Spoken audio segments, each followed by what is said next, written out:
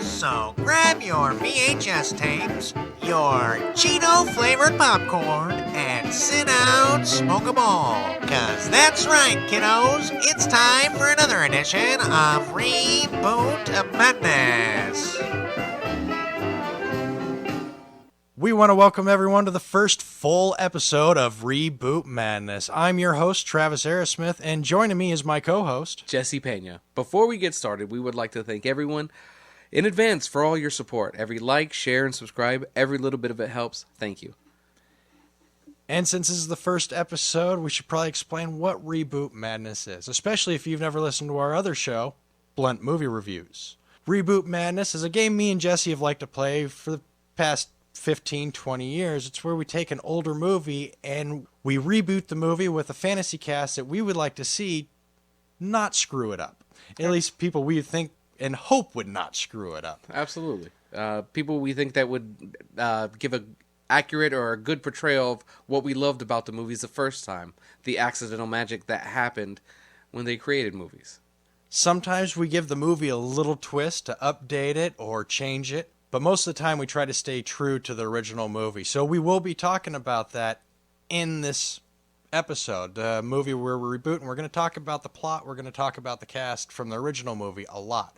So if you haven't seen the movie, you've had 30 years. We still didn't introduce the movie. Oh, I was just about to.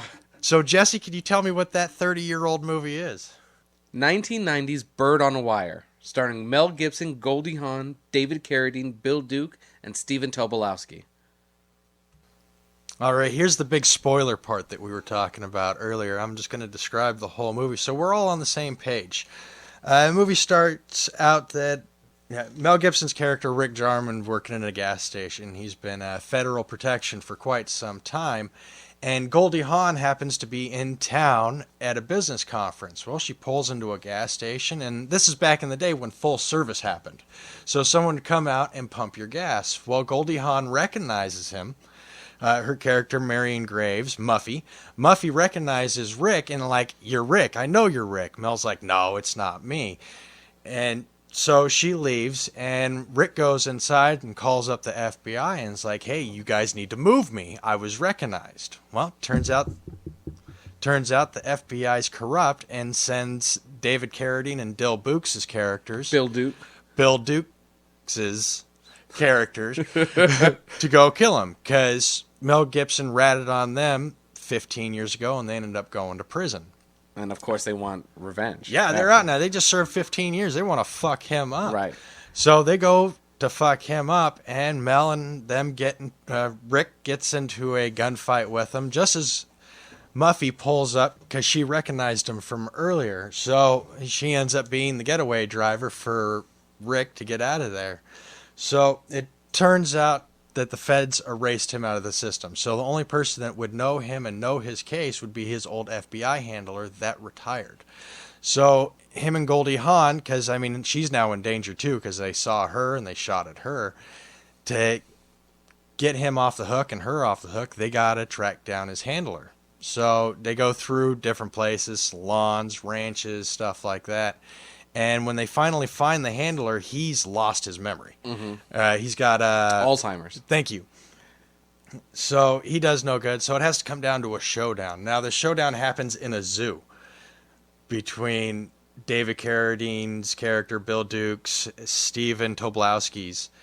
And this zoo was actually at the time the biggest stage built in British Columbia, Canada. And it was 7 floors that they built in the zoo, plants, real animals. And one of the funny things is that the walls were made out of paper mache.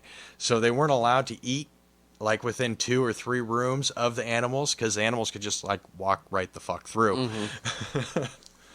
So it comes down to a big showdown. Now, originally Mel Gibson wasn't supposed to play Rick Jarman. It was originally supposed to be Kurt Russell. Goldie Hawn's real life not so husband. I think they're married now. No, they've never been married. They're just domestic partners? Yeah, they've been together all these years. You do you. But Kurt Russell was off doing another movie he already committed to with one of my all-time action favorites. Oh, Stallone, we were filming Tango and Cash, 1989. Wearing the nice suits. He was running around, little shimmied. He wasn't too clean. He needed some soap. But we had fun. It was a good movie. I really like Tango and Cash. I did too. It doesn't hold up very well. It was a kind of a cheesy movie, but I really did like that movie. So, but the final negotiation to get Mel Gibson to do Bird on a Wire is the producer gave up his house for a summer vacation home for Mel Gibson and his family. Oh, nice. That's commitment on the producer's part right there. He's like, yeah, Mel. And I think Mel has a bunch of kids, doesn't he? I think he has a huge family. I have no idea. So, what is it about this movie that you love so much?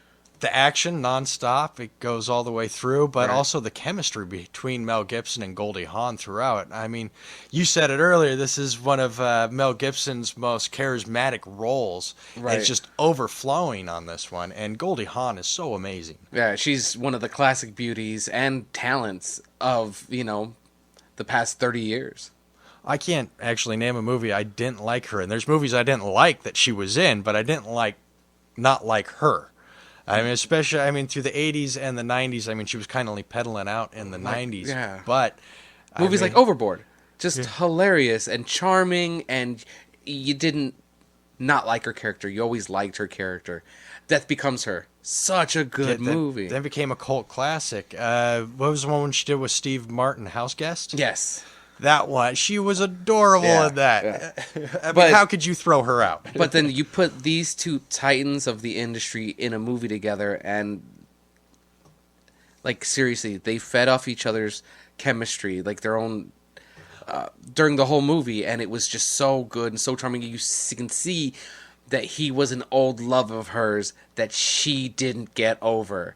And it just took him coming back to see the sparkle in her eyes come back. Oh, and they had the chemistry on the screen and off the screen. Not like the romantic chemistry off the screen. Right. But they were good friends. He actually convinced her to do a majority of her own stunts.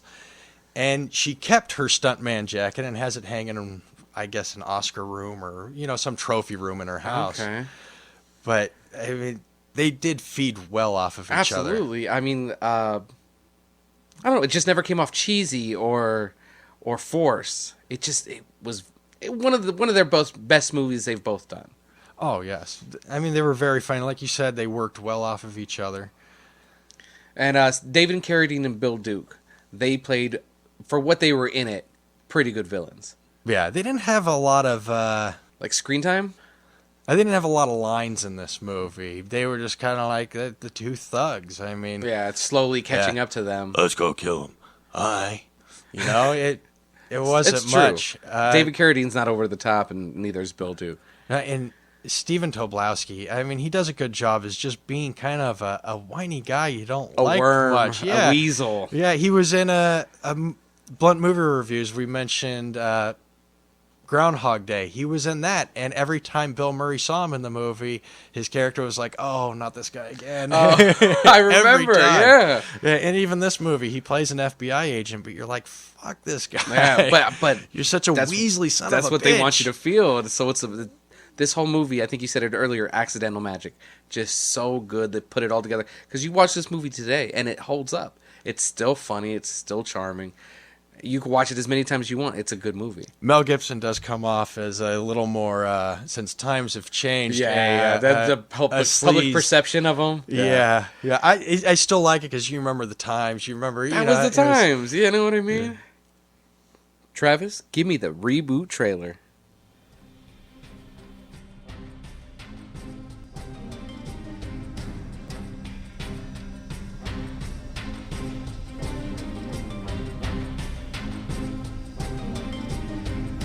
It happened one night. Mary and Graves pulled into a gas station only to discover an old flame that was pronounced dead on their wedding day 15 years ago.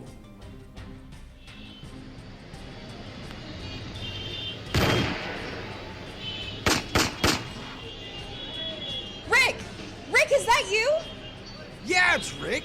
Now let me in, will ya? But Rick never died, and now his past has caught up to him. The hell are you doing here? What am I doing here? What are you doing here? You're supposed to be dead. Well, I'm not dead, but I've been shot in the ass.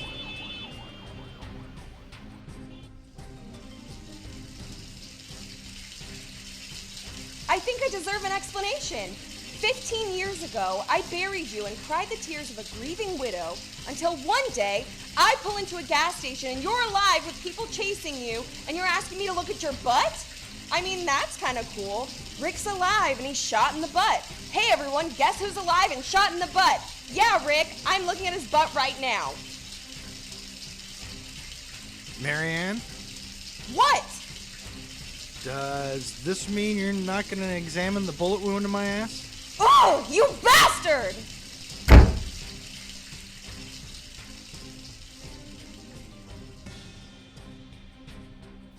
For 15 years, he lived many lives, under many names.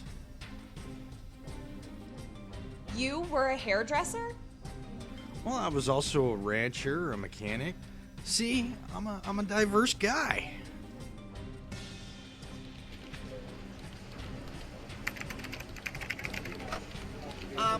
See, I'm real sorry, Rick, but it seems that your FBI handler has retired about 2 years ago. How can that be? Shouldn't someone told me? Now, Rick. Now, just hold on, right there. Where are you at? I'm gonna send in a couple of agents your way to pick you up and bring you in, and we'll try to sort this whole thing out.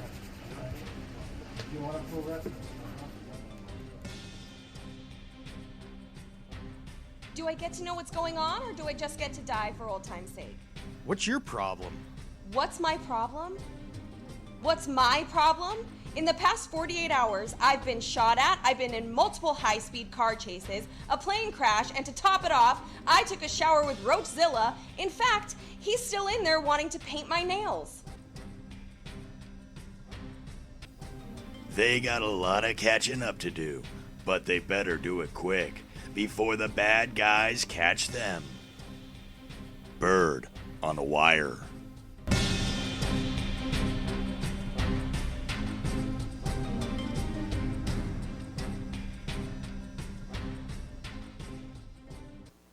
Now, this is the part of the show that we really like to do. This is where we replace our fantasy cast. And we're going to recast 5 people. And 3 of them we agreed on, 2 of them we do not. And we would hope that you guys would write in the comments below which one you think did it better, either Jesse or Travis, or maybe write in your suggestions that you think would be better for them. So we're going to go with the ones we agreed on. It was the reboot cat in the background. Still going. The reboot cat, I like that. Reboot cat's making an appearance. Yeah. So the first one that we agreed on was Mel Gibson, which played Rick Jarman. And we both agreed on Chris Hemsworth. Now, Jesse, why did you think of Chris Hemsworth first? Well, first off, it's hard to choose anyone nowadays that has the same kind of charisma that Mel Gibson had. It's hard to recapture that with anybody. But if there's anyone that could, it would be Chris Hemsworth. He is charming. He is a good action star. And they're both from Australia? Yes. And for this movie, I'd love it if he just had an Australian accent. He didn't even use his American accent. I think that would be cool. I think he should do that. But you also have to choose someone that is so incredibly handsome that a woman like the caliber of Goldie Hawn would be willing to take back like a long-lost love. That faked his death on your wedding day? Yes. Just to take him back, you'd have to have someone with that kind of charisma. Yes. Yeah, that's why I first thought of Chris Hemsworth is because of the charisma. I've seen him do it, and you know he's a very attractive man. Women always say, and, and back in the day, Mel Gibson was too. I mean, women. He was a big heartthrob back in the 80s. My wife absolutely loved Mel Yeah, Gibson. I mean, who doesn't love Mel Gibson? So I think they both. no one has the same charisma as Mel Gibson. That's who he is. But I do think Chris Hemsworth has the right amount of flirtability that he would be able to pull it off. Okay. Now, the next person we agreed on to replace was David Carradine, which was a character Eugene Swartzen. And who'd we pick? Oh, you don't remember. Jason Statham. You don't remember. We both picked Jason Statham. The first one that popped into my mind is because in past movies, Jason Statham has played kind of, the badass, but not on the main screen. Think of Jet Li's The One. He was chasing him the whole movie, but he was just a badass still. It's hard to choose anyone that's as imposing as David Carradine, right? And just replacing him is almost impossible. But if you could choose someone with the same kind of, like, presence. Exactly. He has Statham is that. And he looks like he'd kick your ass. So it works out. And the third one that we agreed on recasting was Stephen Tobolowsky played Joe Wayburn, which was the FBI agent. And I decided on Jason Lee. I haven't seen him in a while, and I think he could do Scummy. I was originally thinking Adrian Brody, because for some reason when I think Weasley, he pops into my brain. But I like Jason Lee. I haven't seen him in a while, and he can play a pretty good stressed out government official. Okay. Did we agree on that one? Oh, then I agree with you.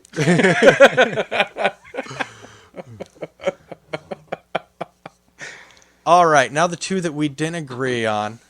The first one was to replace Goldie Hawn as Marion Graves. Jesse, who did you choose? I went with Bryce Dallas Howard, who you might have seen most recently in the Jurassic Park reboots, or the Jurassic World. The Jurassic World series, and I really see a lot of Goldie Hawn in her. Like, she played like a Goldie Hawn type character in the Jurassic World series. She was like adventurous. Yeah, and so I thought she would be a good choice for them. I went with Emma Stone.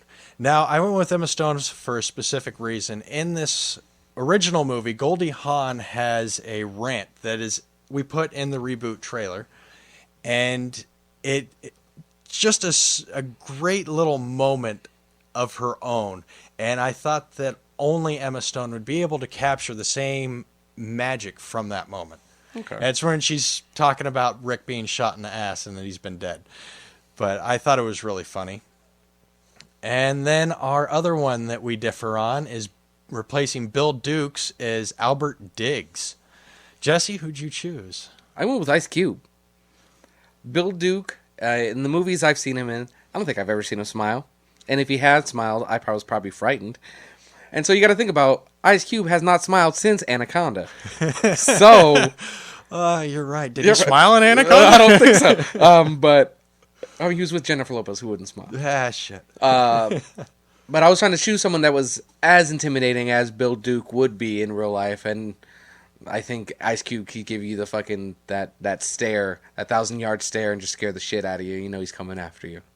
And I went with, I butcher this name every time, Bokeem Woodbine.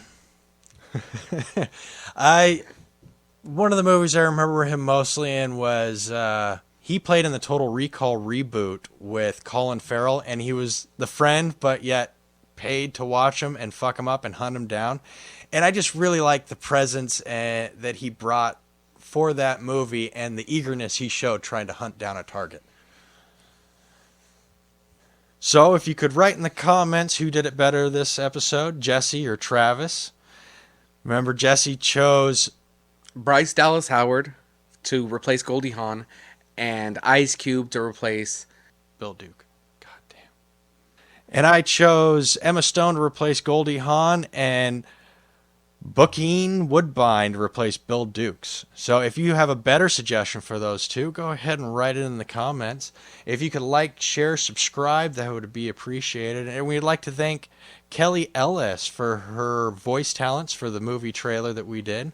We want to thank you very much for helping us on that. If you had a SAG license, I would have chosen you to be to replace Goldie Hawn in our reboot, but sadly, you do not. She nailed the scene, the absolutely. scene that I was talking she about of really Goldie Hawn did, that I yeah. love. Yeah. So, thank you, everyone. I hope you listen to us. Don't forget you catch us on the Blunt Movie Reviews. You find us anywhere. Facebook, Spotify, iTunes, Google Play. We're everywhere. I want to thank everyone for listening. Thank you very much. We hope you enjoyed this World 7 production.